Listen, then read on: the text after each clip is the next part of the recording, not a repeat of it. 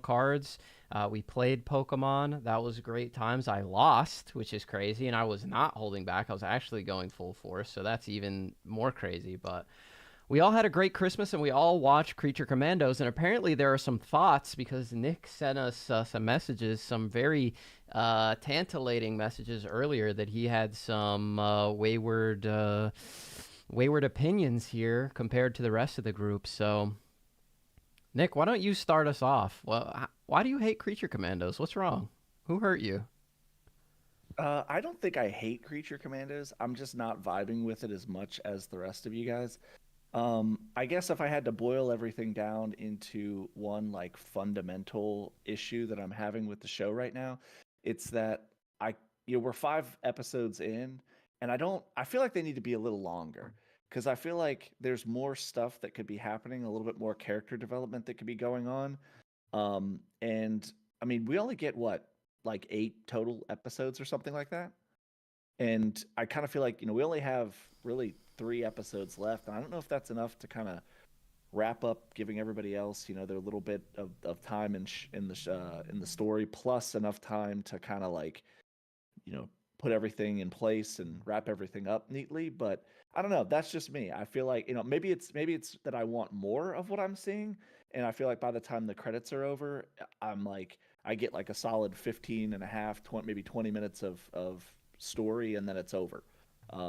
So I guess my main thing is I want a little bit more content in season 2 per episode. I kind of feel like they should all be like maybe 35, 45 minutes long a piece, but it's animation. I don't know. Yeah, we're kind of in the position where I think they're going to be wrapping it up pretty nicely. I mean, we have the whole Pokolistan dark future thing, which I think was furthered even more in this episode. I'm pretty sure how it's going to be is going to be one of those self-fulfilling prophecies where if Cersei never had the vision, none of this would have ever happened because the creature commandos wouldn't have tried to kill her, and she wouldn't have gone crazy because the Americans have lost their way because the government is telling them what to do, yada yada yada. I think they kind of like established that in this episode. So I think we're going to end in a position where she's kind of moving towards that, and maybe the story will just straight up continue in Waller. But I get where you're coming from. I would like this to be wrapped up in a nice, neat bow as like Creature Commando season 1, as we got with Peacemaker, and also with like Penguin, if we're just saying like DC Studios in general, not necessarily DCU. But those are the 2 shows we've gotten thus far.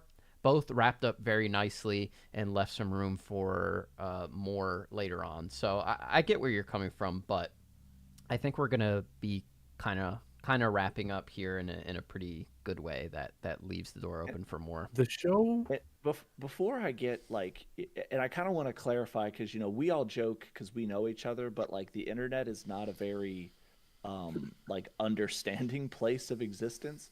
So I do want to state that I'm enjoying the show. I like it. But in an age where everything seems like it's either absolute crap or the greatest thing you've ever seen, I'm not saying it's either one of those things. Like to me, Mm-hmm. it's just a good show right now. I feel like if I had more content, that could really kind of like move it up from where it's at right now. Right now, it's just like a fun, kind of quirky animated show, but it's nothing like spectacular to me yet so far. yeah, it feels like the Pokolistan arc won't wrap up in this show. Feels like this is probably set up for something else. And the issue with that is if you're gonna have the setup, I feel like we should have a lot more for characters. But in the Hmm. last episode, episode 4, the Tin Man episode, it does the thing where a lot of animes do, where there'll be a villain, you'll know nothing about them, and then when they defeat them, you'll get like a flashback to their backstory, and that's it. And that's kind of what happened in the Tin Man episode, where by the time he was dead, that's when we kind of fully understood his story. Right, so it all came crashing, but we never got to like live with him with that story. The only characters that are like that are the Bride and Frankenstein right now. We got the backstory right at the start, and we're kind of seeing how that's playing out throughout the series. Like we actually have, I don't think we know anything about Phosphorus right now. I think Well, weird he's the too. next episode. The end credits scene today pretty much indicates that you're going to get most of his backstory, which is great for me because I'm not done reading all the issues yet, and I want to have that video up for next week. By the way, is this a good time to plug other videos? Just let me know, I guess. So we have comprehensive video breakdowns on The Bride already and GI Robot. So we should have one on Dr. Phosphorus by next week's episode. So yeah, and I think it's a little bit frustrating because not all the characters are getting enough showtime, in my opinion, as of now. But I assume these characters again. We got the season 2 confirmed, so I assume we'll see a lot more of them later on. Yeah, it's when you have a cast that's, I mean, how many people are in the Creature Commandos? 5, right? Now, plus Frankenstein, and then you got all the Picolistan people, and Clayface was in this newest episode and stuff. That's a lot of people. We're just not getting enough time. Yeah, so I mean, it's not bad. It's just we want more of what we're getting, right? So yeah, there's that part of it. And you said that you weren't a fan of the Frankenstein. Yeah, I want to dig into that. Portrayed in this. Sure. I just a side comment for those of you watching right now. I just looked at myself in the monitor of the episode, and I was staring straight into the screen like a psychopath. So I'm sorry about that if I'm terrifying anyone. But yeah, so in the process of doing the research for these videos, I do read a tremendous amount of comics. And to my detriment, I almost don't read a lot of modern books that are coming out because I'm usually reading stuff that's old to make, content based off, when a character came out. And obviously, when I was making the video for The Bride, a crucial character in The Bride's backstory is her husband, Frankenstein. And Frankenstein is very much a Grant. So Grant Morrison created Frankenstein for comics. Like obviously, Mary Shelley created Frankenstein for, that's who created him. But the comic book version of him was brought in by Grant Morrison in the early 2000s in series. What the hell was that? I don't remember the first appearance. You guys, I got the video. You can check it out. But he's a very stoic character in the comics. Like he speaks very much like he's what's the best way to put it? He comes across, at least in most of the comics I've read, as a very like a very stoic, very well thought, very well spoken character. And I kind of just feel like in the show he's like a giant incel.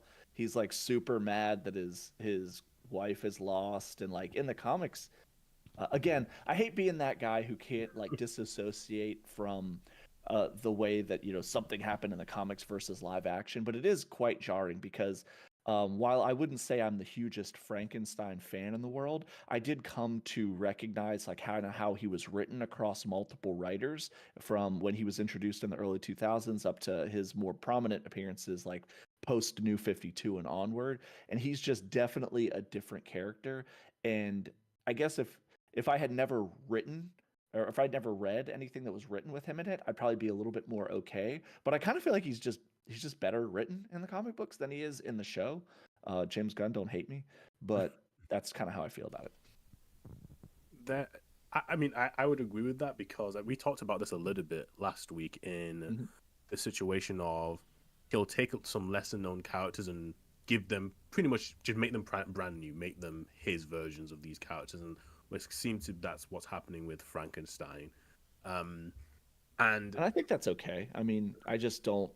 Me particularly, I don't really like. It's like the same thing that Crisis and I were just having this conversation a couple weeks ago about Adam Warlock in Guardians of the Galaxy. Like that's definitely not Adam Warlock, in Guardians, at least in the way that he's written in the comics. Some people liked it, a lot of people did not. And for me, in this don't case, be rash. I don't bro. hate. Don't be rash.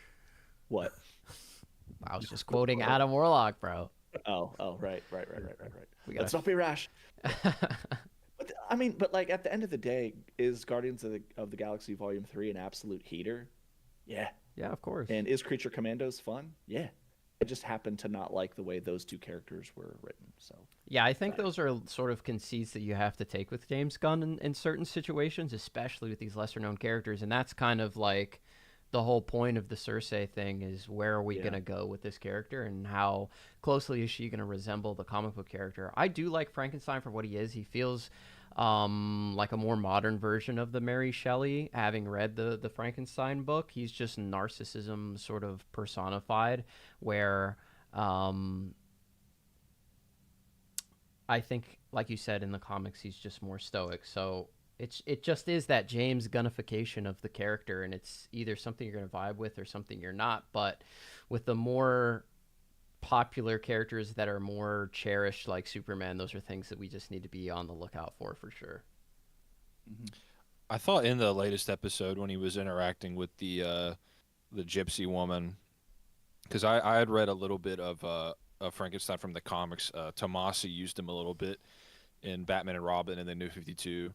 I thought that was pretty in line with the novel, the original novel, as well as the comic books. His interactions with her, it just seems to be that, like, I guess maybe James Gunn maybe looks at, you have the comic attitude or characterization, and that's like a personality type of the characters he adapts, and he allows room for, because when we interact, when everyone interacts with different people, they act a certain way. And so maybe, if he's around Rick Flag, he's being more of this, this miserable, can you mention me? Can you say I was cool? Can you put in a good word with the bride? Yeah. He has that attitude. And I think that's fair, sort of like Garrick was saying. I do think as well, it just comes down to the context of future projects and where we see these guys. Because we know that he's talked about, each like I doubt in the Clayface movie he's going to be, sexually harassing college girls like he is in this show.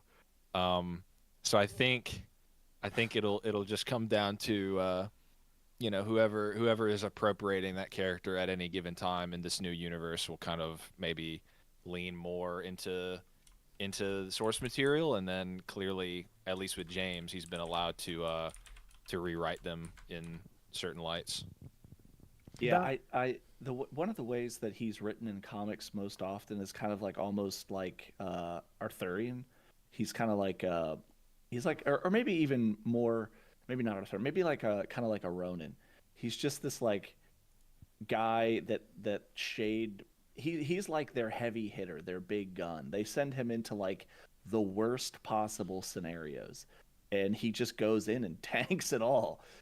So I don't know. I view the way that he was written in the comics as far more like, I hate to use this as, it's kind of reductive, but like he's an absolute badass in the comics, and in the show he just kind of seems like he's definitely a tank. He's definitely strong, but he seems more like manic and like homicidal, and he doesn't really like that's, I think that's my biggest disconnect. In the comic books, he's very aware of what his role is in society. He is for the most part a hero.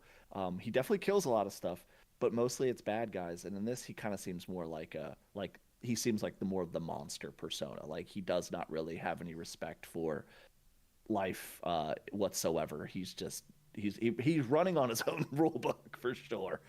So it's kind of interesting. It's definitely an interesting take. It's just not one that I'm personally vibing with as much as probably you guys are. So what are we vibing with as far as the characters that we've seen thus far? We've had 5 episodes, and we've had pretty much every single episode has had the A plot, which is the Pokolistan stuff, and the B plot, which is backstory for one of the creature commandos. We've had GI Robot so far. We've had the Bride.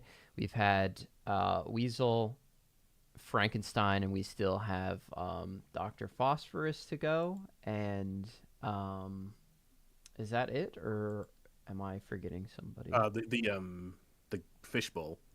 What's her name? Yeah, Nina Mazursky. Mazursky. Yeah, she needs hers, and I think we're probably going to get hers last because I think Crisis either mentioned this in a conversation off podcast or last podcast where she has not had her moment to shine yet. They blatantly said in this episode that, like, okay, Weasel is nothing and Nina is nothing. Focus on the Bride and Dr. Phosphorus. Those are the real threats. and I think Nina is going to show up and be like an extreme powerhouse, maybe flood the entire country or something insane in her episode. But as far as like the characters that we have gotten so far, who is everybody liking the most so far? Also, I think maybe we should probably at some point get like a Rick Flag Senior flashback episode. That would be cool. But I've been talking nonstop, so I'll go last. okay, Crisis, who have you liked so far the most? Which character? And then also tell us which episode you've liked the most as well. I'm excited most for Phosphorus. I am excited for this next episode. I think he's got a cool power set. He's had a cool personality so far. Excited to see Gotham in a big way next episode. It seems he is traditionally a Batman villain. We know that is it Falcone or Maroni who's in this show? I think it's Maroni. But we're gonna see him, so it seems like we are gonna get Gotham. I think the character that you were seeing in the flashback of the next episode is Rupert Thorne, because that's yes, you're right. You're right. That's who caused him to have his accident in the comics. Yeah, Rupert Thorne. So that's a Gotham mobster type villain. So I'm excited to see that. As far as my favorite episode so far, probably. I think I want to say the Weasel one, but I feel like I am kind of agreeing with the larger point that some of these they are kind of short, and the backstories do kind of vindicated. That's all I'm saying. Vindicated. It does feel like, are we gonna have enough time where our perception and understanding of the team, we have full. I'm sure we'll learn more in season 2, obviously, but we'll have pretty solid characterization and transparency with who these people are by the end of the show, because we kind of know what the Bride's got going on. We know what GI Robot had. We know what Weasel, we Rest sort of in peace appeared. to the goat. Rest in peace, GI Robot. But we know what's under the hood with Weasel. So yeah, I guess I'd probably say GI Robot because we have an ending for him, right? So we're under the impression that we know everything we need to know about him. He served his purpose, and I'm sure he'll be rebuilt. By the end of season 1, he might even come back to fight more. But yeah, I'd probably say that is the most solid episode because we learned the most about him, and you can tell that it's writing wise, he had a beginning, middle, and end so far, whereas the rest of them, I'm not so sure if it's going to come into focus. I'm not sure if Weasel's going to get another moment to define himself, or if his zenith is beating Cersei after learning he's not a child murderer. Drew, how about you?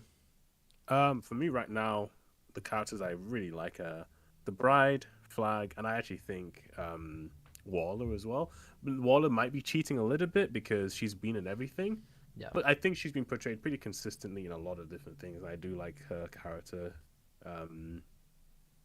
For the Bride, we have a backstory and we're spending a lot of time with her, like going through different situations and seeing how she reacts.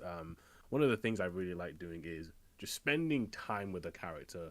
Like if you remember the first Rocky movie, we spend maybe like 35-40 minutes with him before we even do any boxing things, and I just like that aspect of stories, and I really like how Gunn writes his arcs as well. So that's cool for me. And for Rick Flag, Rick Flag Senior, sorry. Yeah. Rick Flag Senior, playing the straight man on the team, being like a genuinely good person when you're surrounded by everybody else, I think is a really cool character as well.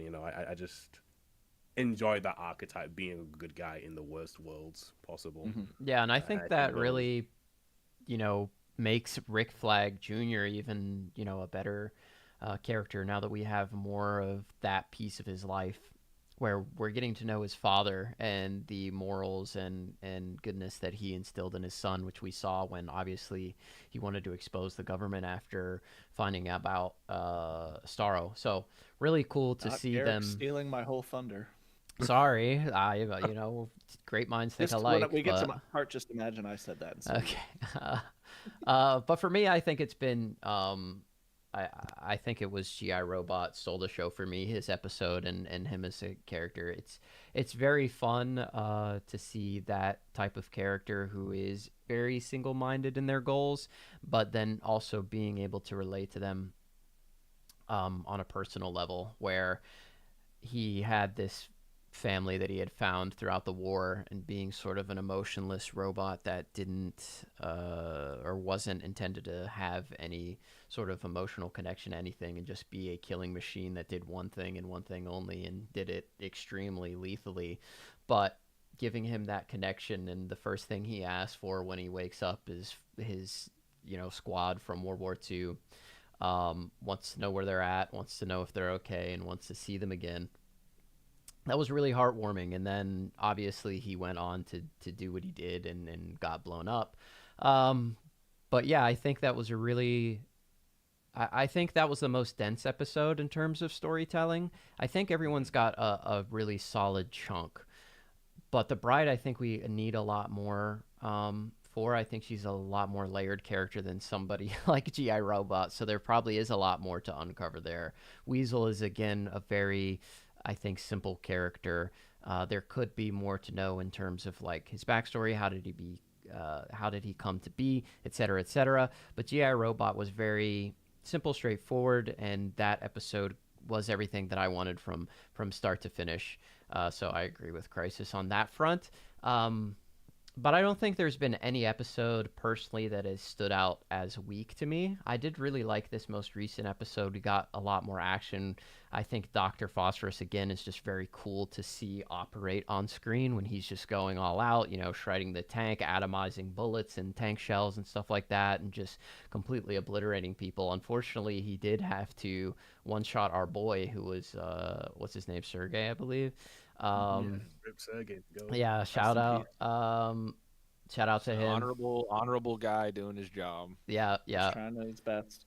And just got his head completely punched off. But Dr. Phosphorus is really cool. Well, can't wait to see that character in live action go up against like other very powerful characters, maybe with sort of similar skill sets or similar power sets that he could really let loose against, and see how strong he is. But also a very interesting character. I'll love to see how we delve into his backstory coming up. And I mean, Alan Tudyk, I feel like, can do no wrong with his voice acting. Every character he touches sort of just has that immediate charm that you care about, and he does a ton of voice acting, I think, compared to the live action stuff he's been doing recently.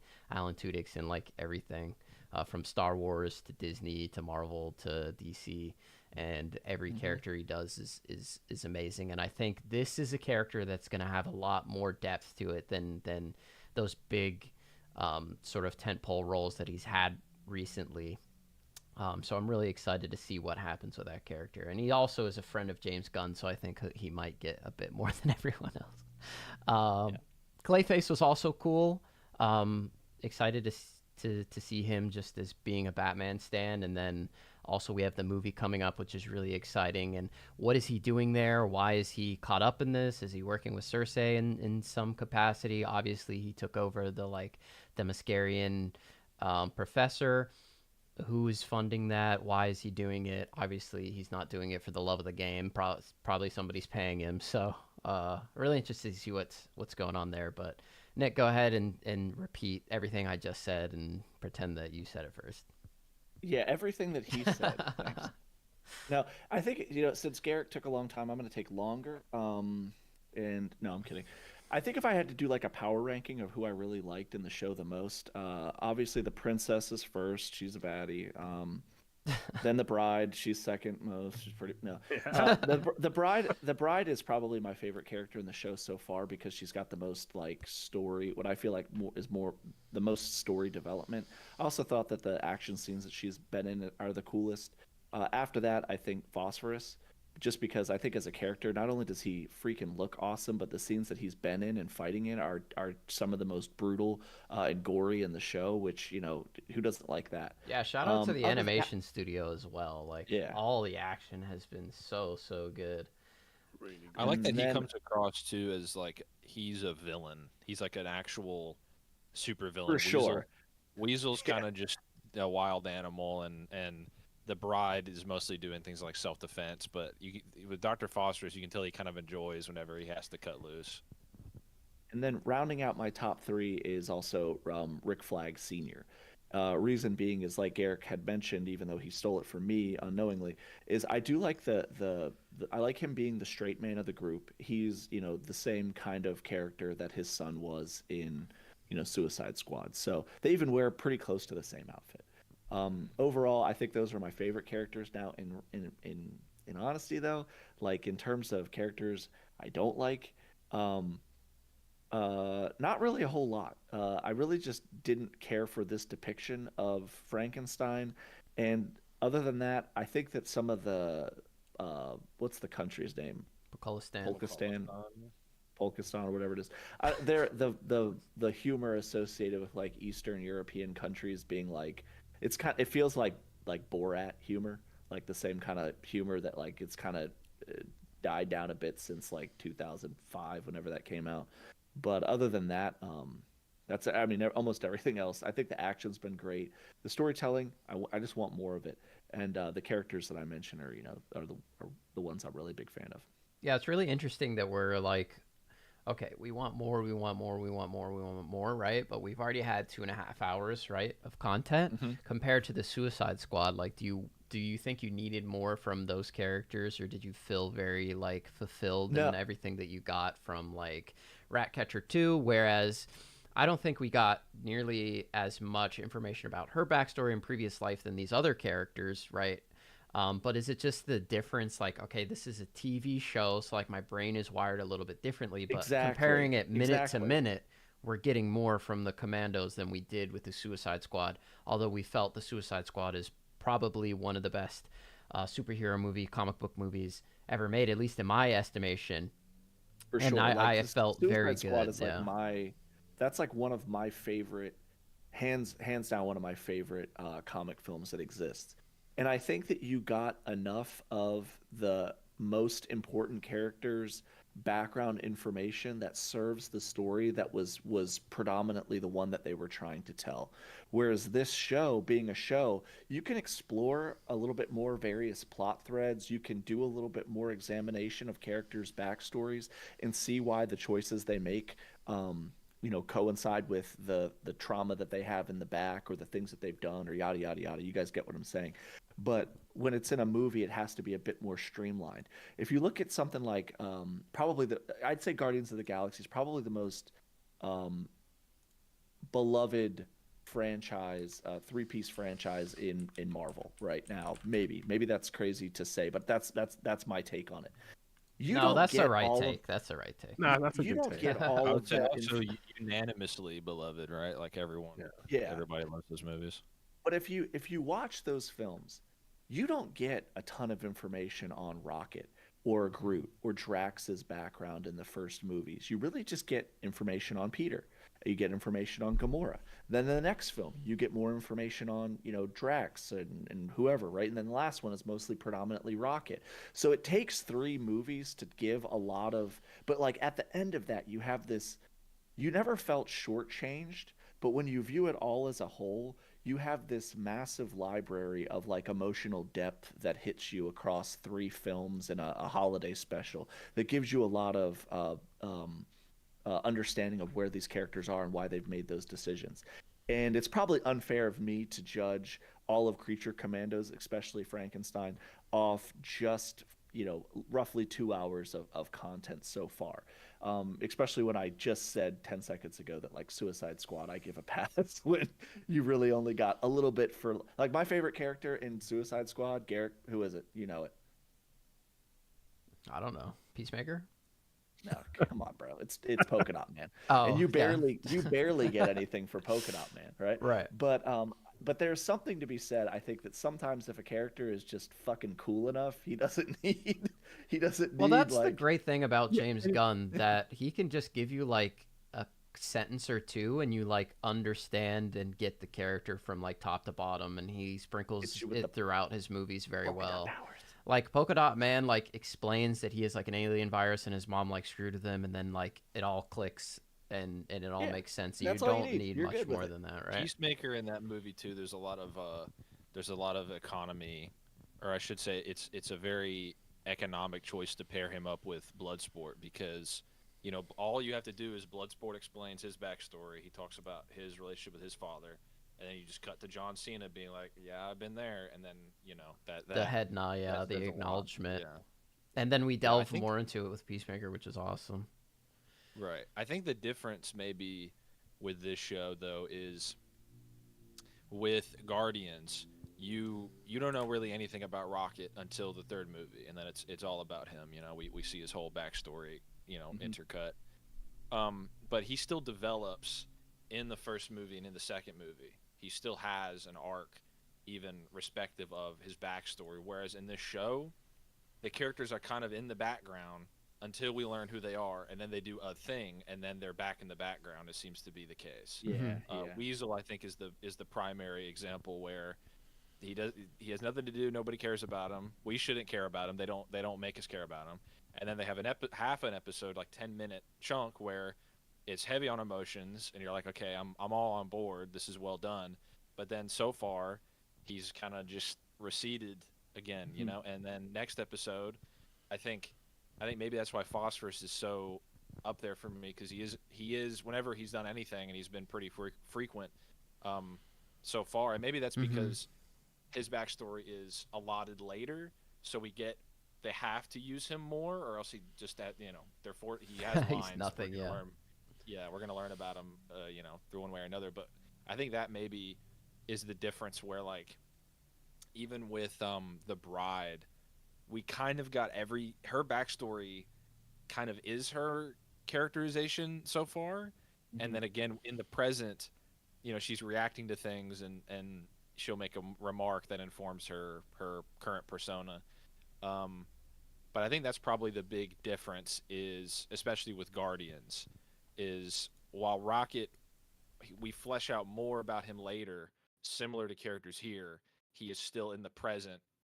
We're learning about him as he is now, and that is enough to hold us over for 2.5 movies, and then the third one Yeah, we learn and we even do backstory. get that subtle visual storytelling, and we get some exposition about Rocket, but like in the first movie when they're all in the jail and he's changing his clothes, and you see how like messed up he is, and then he has that drunk fight with Drax, but we don't truly understand it till the third one, and it all comes together, and then you're crying at the end when they're playing Florence and the Machine, right? So that's where crying. James Gunn excels, and I know that he's gonna bring it together in the end, and we already have season 2 coming, so we know we're going to get more of these characters and more of these stories, and it'll all come into focus. So we're sort of sitting in a position where we're 5 episodes in, and there are a lot of things that we do really love, but again, it feels like we're all sort of saying the same thing in unison, is we want more, we want more, we want more. We want Guardians 2 and 3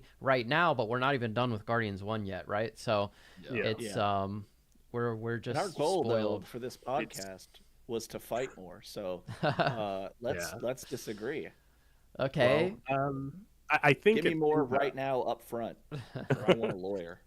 I think that Crisis brought up earlier was the fact of Clayface, for example, his characterization in the show being matched with the tone of the show versus what it'll be in his own personal movie. And I'm like, okay, that makes sense initially, but then do you guys not think that might cause an issue with character consistency? Because if a character is portrayed as very jokey in one thing, and then we see them in their own movie and it's like a horror movie, do you not believe that to be such a drastic change that to be hard to keep up with the character?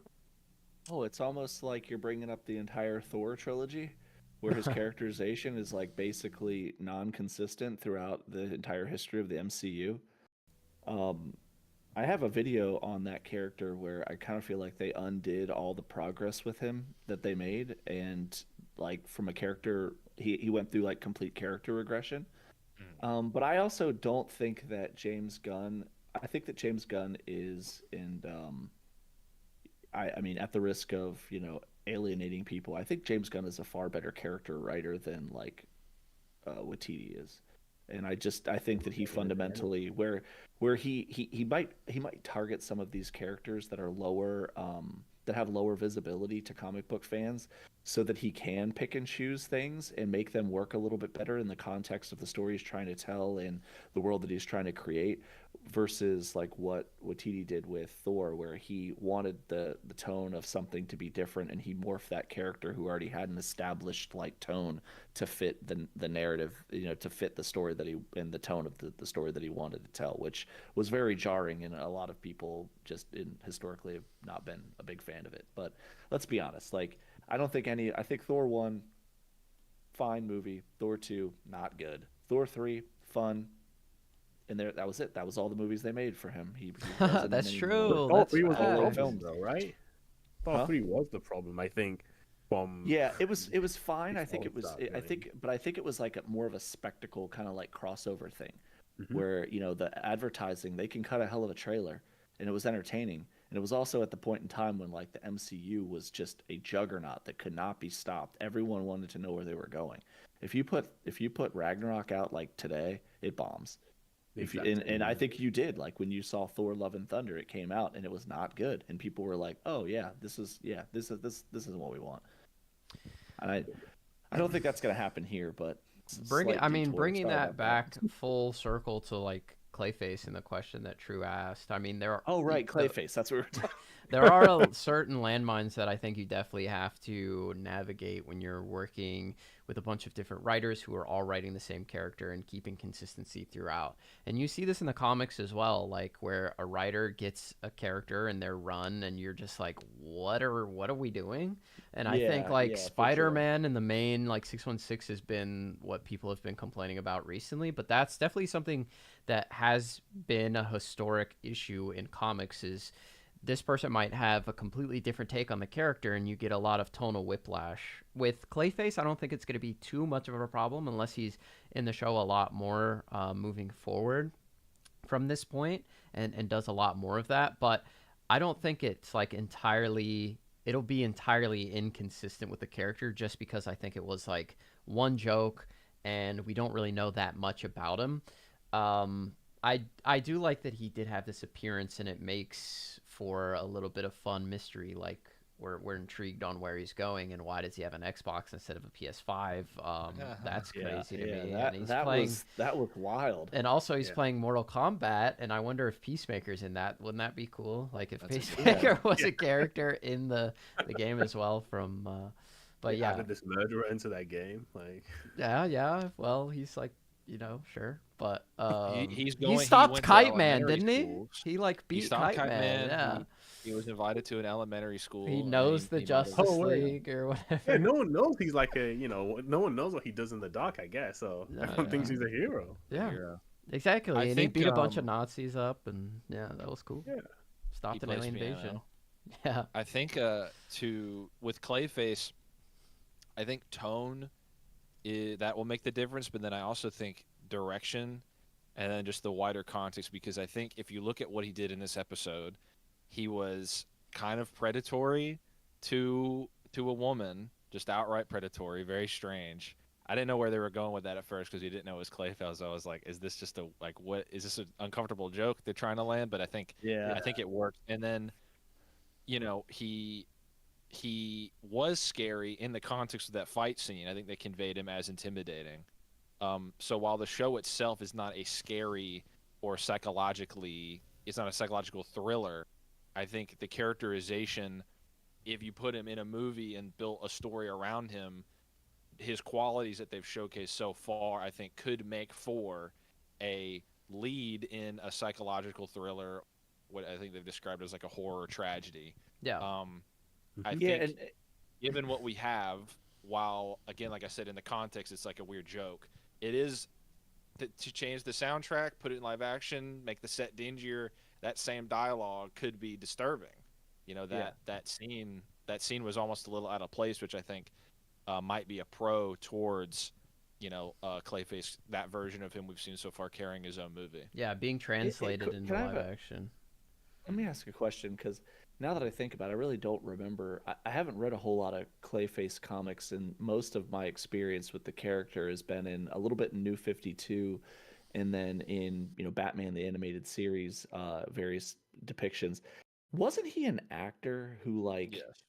And Yeah. then, but he wasn't like a great actor, right? So I'm wondering if like this is kind of like an almost like an acting role for him, because like if they characterize him in this universe as like an actor but not a very good one, it could make sense that that's the way that he thought like that Right. professor would present themselves to the class. Yeah. But Yeah. yeah, it was a very weird scene. But one thing too, I just wanted to pop in. What did you guys think of the actual design of Clayface? Because he's been shown a number of different ways throughout, comic books and animated history, and I thought he looked fucking badass in this. Like super Yeah. scary to me. Like especially when he sat down and they started to kind of like unfurl and turn into like Clayface. I was like, oh, that is creepy. Like I just thought for the animation of this and the style that they used, it was really cool. Yeah, excellent. I think because I mean he melts like clay, and I also like how his teeth are all messed up. He doesn't have normal teeth. Yeah. I think it's like a really cool Mm-hmm. goop-esque monster. I think it's cool. Yeah, it was very Yeah, smart to put him in that sort of situation, especially with the movie that we have coming up and the way that it was described, as Christ has said. But putting him in a dark room with the backlight of just the TV does bring in the like, it evokes the horror of the character. And I think it'll be interesting to see if that characterization of him like being the professor carries over, because I think it could be one of those things where it's like this guy, he's a freak of nature, for lack of better words. An unlovable sort of monster is probably how he perceives himself, and using beautiful women or handsome men, taking those forms and sort of not knowing how to approach like real people and find a connection or get love in maybe any sort of way, whether it be transactional or by force, could definitely be something that we see in the movie. So I agree. I think it'll be interesting to see if these qualities translate over into live action. And really, it's only a little bit that we've seen. We just got a tiny taste of this character, and we're already asking like all these questions and how is it going to work. And my favorite and definitive version of the character is the version that we see in Batman the Animated Series, those early episodes. And I think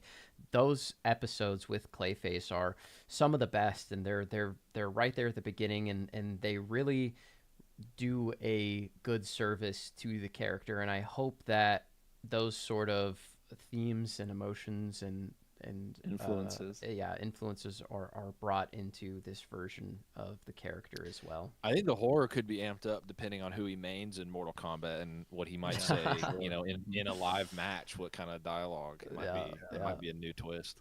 What? I have a What question his for the voice group. was like. Yeah. Completely off the cuff, but I was just thinking about it here for a second, just as a fun thing. Before, I don't know how what other stuff Garrick has planned, but if you guys could add anybody that isn't from the DC universe into the Creature Commandos, who would you add? That is already a DC character. No, it could be from DC, but I was just saying from anywhere, because like Frankenstein is kind of. He's not really from DC, but he is in DC. Oh, I was see just what you're thinking of saying. something off the top of your head that would be fun.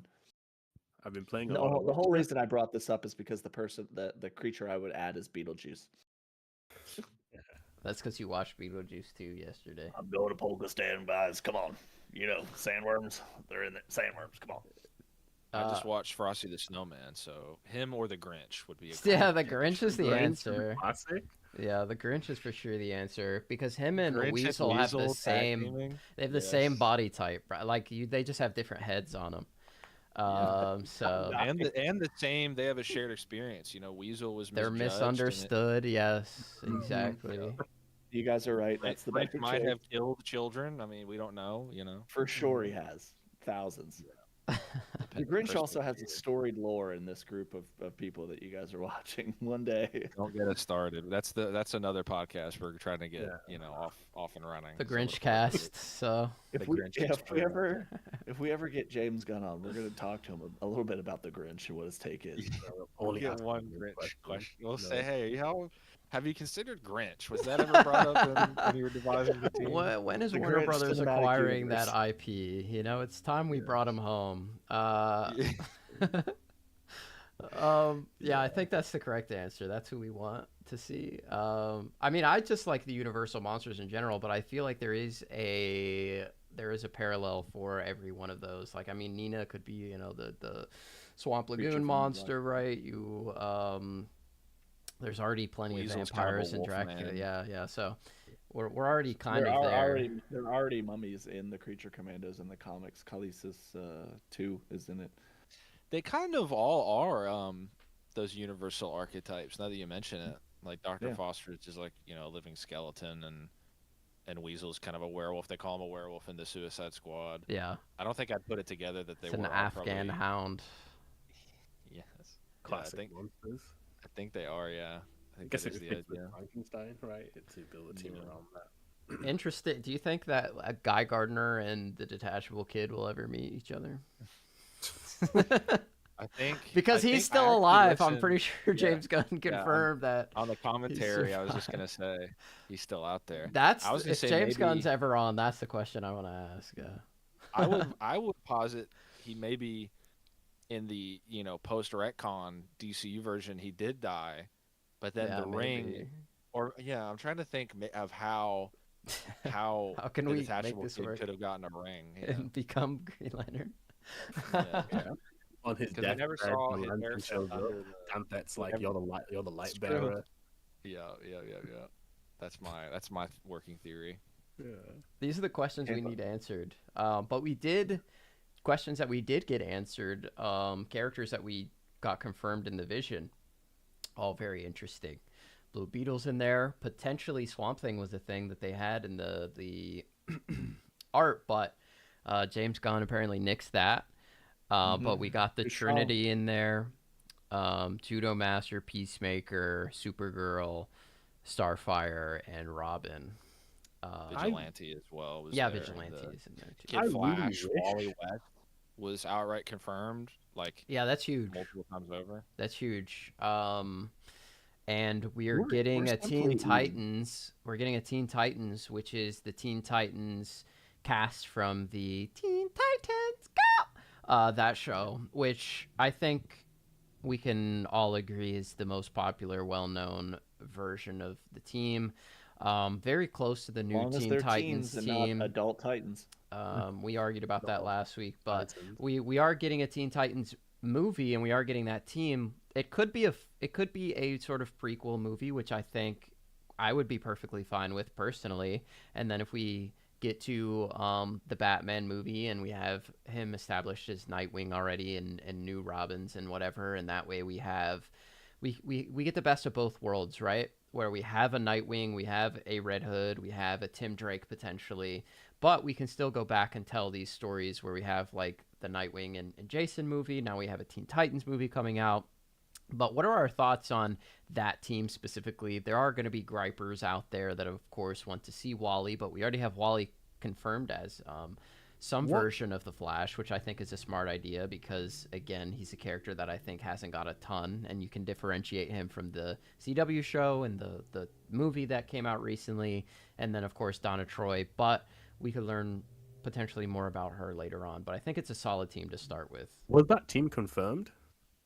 I believe so. Not by like DC, but Right, it seems to but be heavily corroborated. You know, Okay. through Because through I would reports. say, I know you said you're going to have one of those gripers, but I think it's unfortunate that Donna Troy has just been left out of Teen Titans stuff because of the issues with having Wonder Woman characters in animation when the show was coming out. So she just she just hasn't really ever been in the team since in any media outside of it. I think it's a little bit. She got a unfortunate. cameo in a DC AMU movie, Yeah, but much like a lot of those characters, they not named.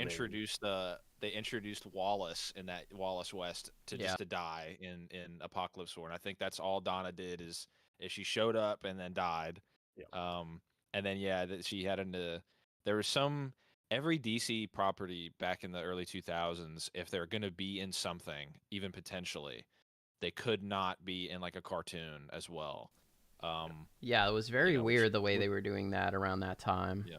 I don't know what the purpose of that was, but I mean, I would love to see more of the Wonder Woman um extended universe put into to live No, it's action. Cassie, Donna, Diana, like the whole thing. She has just as many Wonder Woman basically as Batman has Robins, and it's really an underserved part of her. And I mean, Wonder Woman is an underserved character in general, as far as like we were talking about outside adaptations outside of the comics. She has the one movie, but she got her live action shine, and I think she would have gotten a third movie had the second one not completely flopped. Wait, there was in a the second DC movie? When did that come out? completely died. But yeah, I would love to see Donna and Cassie make an appearance, but I don't think James is gonna let those characters rot by the wayside. We have Wonder Woman stuff coming up, and I think there's ample opportunity. I think in that show, if it is, I could see it being like Diana isn't even born yet in the prequel show. Yeah. But if it is young Diana, traditionally, again, Donna Troy is a very complicated character, but one interpretation of her origin is that she was created to be like a playmate for young Diana.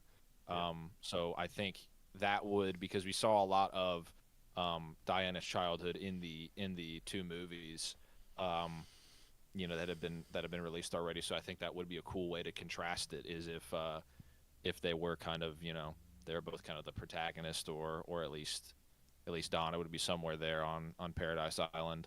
But yeah, I think given the what we know about Teen Titans from the reports, which could be rumors, but what we do know from the shows, I've kind of had a working theory that as of currently, like as Creature Commandos is set, I'm not convinced that Damian is the current Robin, or Tim even. I think because what was asked was the director of the Creature Commandos was asked, is that Teen Titan Wally West? So he didn't ask Kid Flash. He said Teen Titan Wally West. I don't know how else. That has to be Kid Flash, right? So Wally's Kid Flash. We see Starfire. That doesn't really give too much away. She's always Starfire. And then we might possibly see Damian. A lot of those characters are pretty obscured as to like the finer details. They could just give Dick spiky hair like he does in the 2003 show. And James also said, he gave a citation. He's like, all those guys kind of sort of have their final designs, but Batman, I think you can tell they just gave him a big cape and covered him up totally, because they weren't going to commit to we're doing the yellow oval, or maybe we're doing the big bat symbol. I think my prediction that I told Garrick is I think we're going to get Dick Grayson and Jason Todd in the Dynamic Duo movie. We know that for a fact. I think that's going to be present day. I think we're going to get the Teen Titans movie. I think that's going to follow. It's going to be a direct follow-up to the Dynamic Duo movie. We could even see Dick Grayson become Nightwing in that. We see the transition from Robin to Nightwing in that movie if they want to adapt some elements of Judas Contract. And then I think by the time of Dynamic Duo, or not Dynamic Duo, Brave and the Bold, it'll either flash forward a few years, or it'll be, maybe that is the current day, but we won't see that side of the universe until we've had the past informed. Because it seems like with the Wonder Woman show, as an example, we are going to be jumping around quite a bit. There's going to be, entries in the universe that this is strictly a prequel. And so I think we're going to get a Dick Grayson and at least a little bit of a Jason Todd narrative leading to Damon, because what's really interesting is we have a release date for Dynamic Duo. That's 2028. We are getting a lot of specific details about Teen Titans, and even months ago, we knew it was being written by the person who is writing the Supergirl movie. All of these things are kind of up. We don't know. Like, again, DC hasn't said officially this is the case, but it seems to be pretty thoroughly corroborated at this point. So we're getting more details about that. Whereas when James was asked most recently about Brave and the Bold, he's like, a movie's not getting greenlit until the script is done, until the script is in a satisfying place. That was his direct response. So I'm almost figuring that we're not really going to get to the Damien stuff. I think James Gunn knew he wanted to do Damien. He knew that was the spin. But if the script isn't even, far enough along for him to say, like, yeah, that movie's, like, officially greenlit. He also said something interesting about Flash lately, that they're holding a beat for, which people are kind of, to me, that sounds like they're not committing to that either, Which makes a lot of that sense, right? Yeah, you don't want to put another Flash movie out right now. Yeah.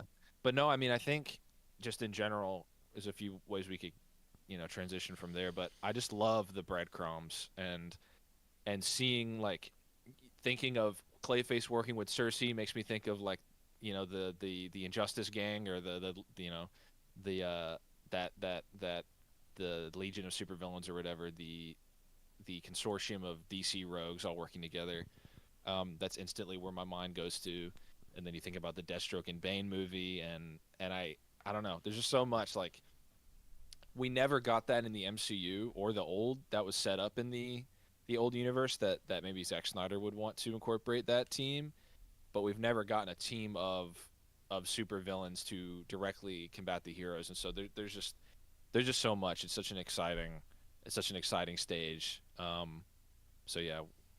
And there's so much, and it's not just from one corner of the world, right? Because the only thing that we haven't seen right now is Superman stuff, right? Because we're getting a lot. It's pretty funny. The director of the show said, yeah, we didn't think about Themyscira when we were making the show, which that was a lie, right? There's a lot of breadcrumbs for that.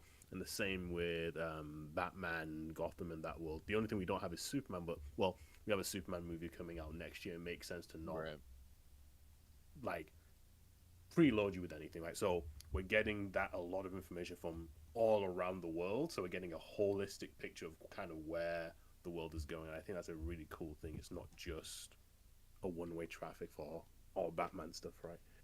Yeah, you left or you brought up a cool point, Crisis, about like a team of villains going up against the team of heroes. If we were to get that sort of in a Justice League type movie, like Avengers, Infinity War, Endgame level, are there any stories that come to your guys' mind that you'd love to see adapted for something like that?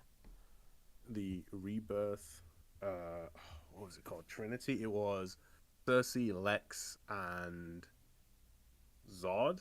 Mm-hmm.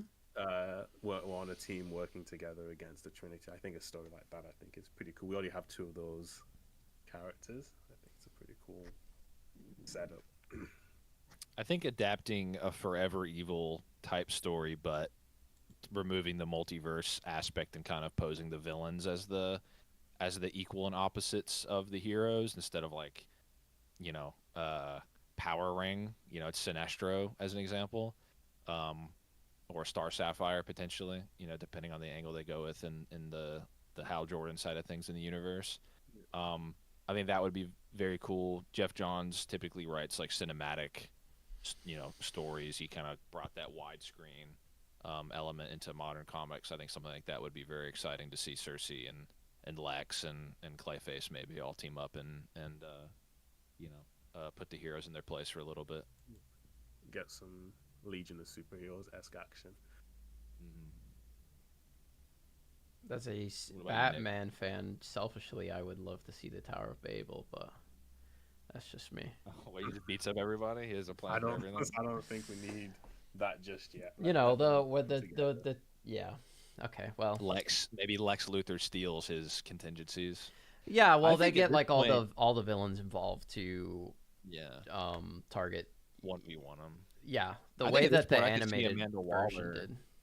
I could see Amanda Waller having a storyline like that. Yeah, where that would be cool. She just comes up on these things of her own and maybe sends, like, the Commandos or a squad after the League. Like a new creature Commandos, where each person is specifically, like, designed to beat the hero or whatever with the information. I'm sure she's figuring out how to put a bomb in Cersei's neck as soon as possible, weaponizing her, and extorting all her secrets. I'm sure that's an invaluable piece of the puzzle. They're building up Themyscira as, like, almost this grounds for an arms race, of Waller being like, how can I extort this, pseudo secret civilization? I think that's very exciting, and I definitely think Waller. It's very fertile ground, and I also think it's good that we're able to get that side of things, that he is keeping Viola Davis and that tone, and being able to play in the sandbox of a burgeoning reality, to me, is a lot more exciting than the possibilities of where that character could have gone otherwise, if we were just going to be in a universe where Superman's head was obscured and Batman would cameo. Well, in Superman movies was working forever. for her, at the end of Black Adam. Right, he was on her retainer. How do we feel about Cersei being this sort of tragic figure? How she's like portraying herself, like, I just wanted to save all of Themyscira, right? I use my visions for good, and I'm misunderstood, and no one understands me, and I just wanted to stop this woman because she was going to destroy the planet, type thing. Like, do you guys? All I'll say is, I think she caused that flood. That's all I'll say. I think she was like, it's about to flood, and then they're like, nah, and then she threw a lightning blast in the ocean or something and caused and it. it was And like, yeah, I'll show you. Yeah. Like Nick said earlier, I'm personally reserving my judgments on Cersei's characterization till we see where the show goes, because right now she doesn't feel a lot like comic Cersei. Right. But again, if she's someone who's a trickster, which is part of her character, and she's lying about the things, then, well, we obviously will see. But I think once the show's over, I think the episode, whenever the season finishes, I think I'll give my full judgments on that character as, the resident Wonder Woman fan, right? I think it's be interesting. We'll have the Cersei. Roundup. What do we think now that it's over episode? Since we've all had a lot to say about that. Yeah. Is there any Superman news in particular? Those are the two, I guess, canon so far projects that are going. As it seems like we said everything about Creature Commandos and the setup in that. We talked a little about reports. Is there anything that James has detailed about, or James or David Cornsweat about Superman that has you guys excited, or theory crafting maybe? I personally think it's just the way that James has said, like, he's taken inspiration from previous iterations of live action Superman, from the original movies all the way to Zack Snyder, and he even took inspiration from Zack Snyder's action for, like, Guardians, for example, and you can see that, I think, most prominently with Adam Warlock and his fight scenes. But I think the way that Zack did the action in Man of Steel was probably the best action that maybe he's ever done. There was, to my recollection, I've seen the movie a bunch. I can't think of, like, any slow motion that was in that movie, really. You can correct me if I'm wrong, but, like, the action was very frenetic, fast paced, very well shot, like behind the shoulder of Superman. You just had that very, like, Dragon Ball Z-esque stuff. So I was really excited about that prospect, where it's like, okay, Zack Snyder did the action the best, but maybe Donner did the characterization the best.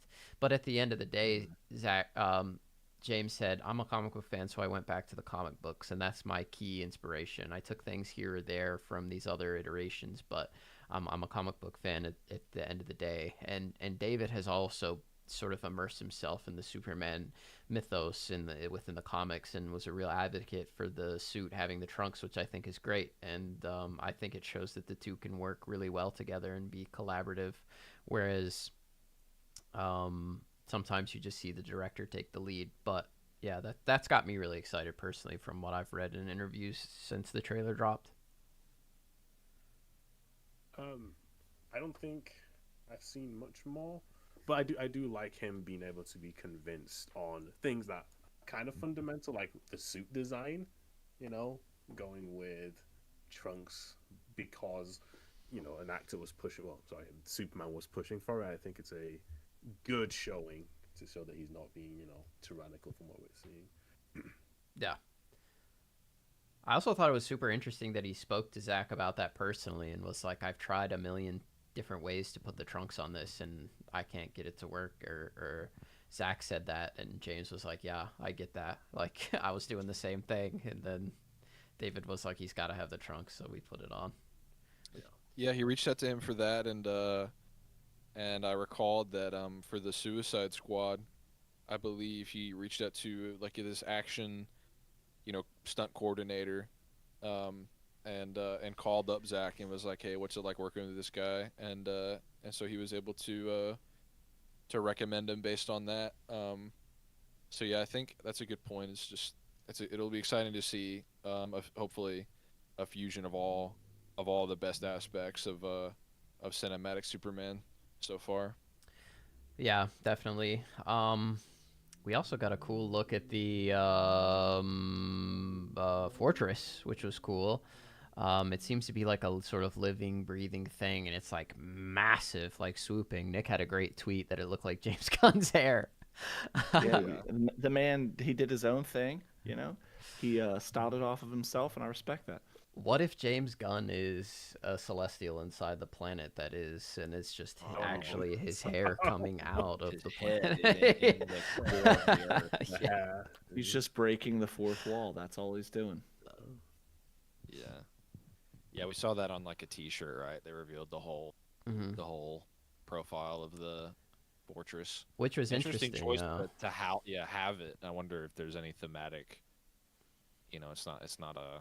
They pretty much just cut the traditional fortress in half. I wonder what that signifies. I'm really excited for everything. I mean, we're just sitting here gushing, and obviously we wouldn't have this podcast if we weren't all excited about it. But just like getting to sit down and talk to you three about it is always fun, because it just gets the gears we're very turning. Delightful people. You are, and I appreciate it. We're only 2 weeks in, it's just but fun. It's just fun to be hype about something and to dissect news that's coming out and to kind of try to rekindle a little bit of that magic that we all had going on for so many years until the last couple really started to die down. And I think all of us are. Probably everybody in this group is far more of a DC Comics fan than we are a Marvel Comics fan. So for that universe to not be so clearly mapped out, in the DCU and not really be as tightly woven, and it kind of seemed like there were just way too many hands in the cookie dish, way too many people, way too many cooks in the kitchen, way too many, things in the things. Yeah. It was just rough because you never really knew. It never really felt like there was a cohesive vision going forward. And while there doesn't always have to be for a comic book movie to be good, or for a series of comic book movies to be good, they were up against this juggernaut of a very structured universe that was going forward with a lot of really rock solid entries that were all very tightly building towards something, and audiences were going, why not this? So now that we're kind of the MCU is kind of losing steam a bit, and we're picking up steam over here, like we're ready to go. Like, this is what we've been asking for a decade and a half. And while maybe right off the gate, Creature Commandos might not be giving us everything that we want, maybe Superman lays the groundwork for the universe, Peacemaker Season 2, these other films that are coming up that we know are going to be impactful. Like, this is just phase one. So that's the other thing, too, that we haven't really talked about in a while, is like, this is just phase one of their plan, which is gods and monsters. I think we see the gods, which is Superman and some of these other titans of the Justice League probably, and we have the monsters, which are the Creature Commandos, and these guys are powerful, these guys are ruthless, and it's cool to see what they're going to do with it, and hopefully it is I just hope that they kind of throw us a unique story that goes on. We don't need DC's version of the Infinity, War. We don't need Darkseid to collect totems of power and exactly. Like, let's work towards something unique for this universe. Each individual digit of the anti-life equation. I finally found X. Next is the greater than sign, and I'll be at full power. But yeah, I mean, I think what's really cool about the DCU is, like, for so many years when the DC Extended Universe was being started up, we got Man of Steel and then we went straight into BVS. I think we all agree that was a bit too fast to dive into that, especially without having everything ironed out and planned in advance for what we wanted to do, and have the creatives be eye to eye and understanding what's going on with the people funding it, the producers and whatever. And everyone was like, well, they did it differently, whereas like, we're going to start with Superman, and then we're just going to get into the Justice League as quick as possible. But the problem was they killed Superman, yada, yada, yada. We don't need to go over all that. But everybody was like, well, we should have had Man of Steel, then we should have had Batman, then we should have had Wonder Woman, then we should have had Flash, then we should have had Cyborg movie, and then we could have had BVS. And then after that, we could have Flash 2 and Batman 2 and Superman 2, and then we can do Justice League, just how the MCU did it, right? And I was one of those people for sure, just because of how poorly Justice League and BVS went. But I think that with the DCU, we're getting a new perspective that let's go story first and we can piece it together as we go along. We want everything ultimately to resonate on its own. And if it connects with everything else, that's all the better. But I think what we want are these movies to stand as individual things that you can sit down and be like, okay, I'm going to watch Superman today, and that's it. I don't need to start a 30 movie marathon once every year, right? I'm just going to watch Superman, and I get everything I want from start to finish, which is great. And we're getting Clayface, and we're not getting, a Green Lantern movie. We're getting a show that's like a detective sort of thing, which is, it's just cool. It's very refreshing, I think, to have this sort of different approach where at least what I'm being sold is everything I'm going to go into seeing is going to be worth my time and not necessarily just an advertisement for the next thing, which is not to poop on the MCU every single, 30 minutes here, but that is sort of what it feels like we're getting from the MCU in phase 4 and 5. Whereas like phases 1 through 3 really felt like we were building towards something and we had a huge climax, and it was like some of the best years that you could be a comic book fan was phase 1, 2, and 3. But now we're doing it in a sort of different approach where I'm not going to be sold the next thing when I go and see a movie. I'm just going to see a movie, So that's how I feel. But we are coming up to the hour. If you guys don't have anything else to add, we can get to the Q&A. We did have one super chat today. If you missed my announcement earlier, at the end of every podcast, we are going to do a Q&A. If you leave a super chat with your question, we will answer it here at the end.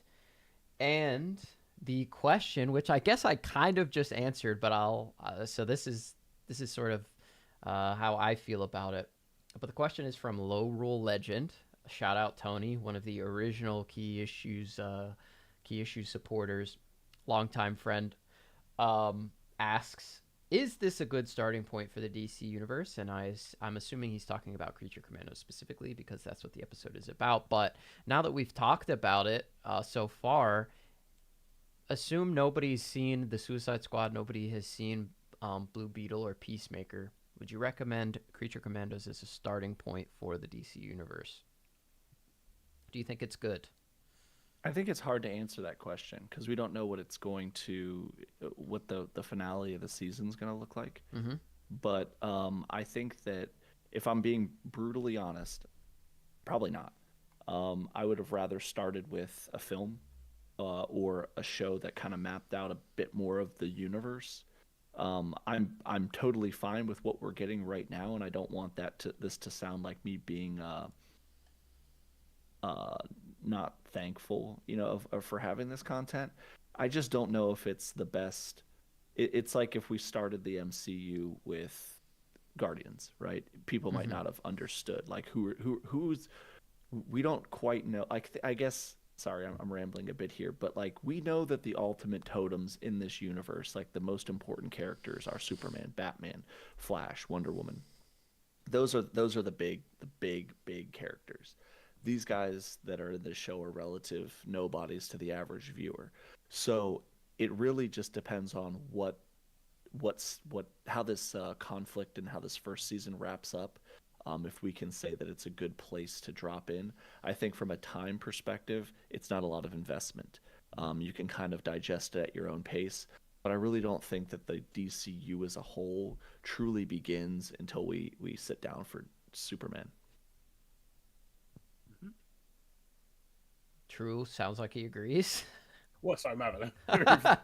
So, I think, honestly, I would just watch the Suicide Squad. I think it's much shorter, right? It's only an hour and a half or whatever, compared to all the episodes. I think that'd be the best place to start. It's such a good movie. Just, yeah, I think I would recommend starting there. I would probably say because we are more. I guess it's hard to say because on one hand we know more about the universe at large, so we know enough to say that this really isn't the start. Just inevitably, like Nick said, we're gonna be in the throes of it with Superman. That's the main guy. He's always been the main guy. Yeah, it's like a lived-in universe where we don't know everything that's already existed yet. Even James has said, some stuff is going to be canon that you've already seen and some stuff isn't. So it's hard to say that this is truly the first thing in the DC universe. It's the first thing under the umbrella, but we know Blue Beetle existed. We knew Blue Beetle happened in there. We know some stuff in Peacemaker did. So it's just hard. It's a hard question to answer. And frankly, I'm mad at Tony for asking it. I think the real answer is what True said. Like, you start with the Suicide Squad, then you watch Peacemaker, then watch Creature Commandos, and those three things all connect to each other really well, and I think are basically like their own universe in and of themselves. And then you can watch Blue Beetle if you want to, but I think that would be like the true start of the universe. And it's interesting because that's not going to be the cornerstone of the universe. I think, like Nick laid out, it's going to be Superman. It's going to be that beacon that we all come back to, that North Star. But yeah, I think the Suicide Squad, if you want to get into the DC universe, watch that, Peacemaker, Creature Commandos, and you have one corner that's been very fleshed out, whereas the rest of the universe is just in its infancy. So, also, if you want to watch a good movie, Blue Beetle's really good, actually. Yeah, Blue Beetle is good. Listen, it's a lot of fun. Yeah. And they mention Batman and that they call him a fascist, and George Lopez is in it. Bump, bump, bump, bump, bump. Love that show. Anyway, that's going to be it for us. That was the only question we got in the Q&A. Again, next week we're going to be here. I guess we're doing Thursdays, boys. If we're going to be here every Thursday around this time, we're going to be live. If you don't catch us live, you can watch the VOD later on. It will all be on YouTube. We're going to be on Spotify as well. I do need to get the first episode up on there, but I promise we will be on there. Be sure to follow us on Twitter and on Blue Sky as well, at DCU Experience. You can follow Crisis on Twitter as well, at Crisis_edits, or is it comics? Under Crisis_comics, right? You can follow Nick at Keishu's Nick. You can follow me at KI_Garrick. And that is where you can find us on socials. Again, just find one of us and then look through our follows. Where the others are. I'm pretty sure I got everyone's right. And again, this episode is sponsored by Gamer Subs. If you would like 10% off amazing tasting gaming drink supplements, they're awesome. Go to gamersubs.gg/key issues. So for True, Crisis, and Nick, I'm Garrick. Thank you so much for joining us, and we will see you next week in the DCU Experience.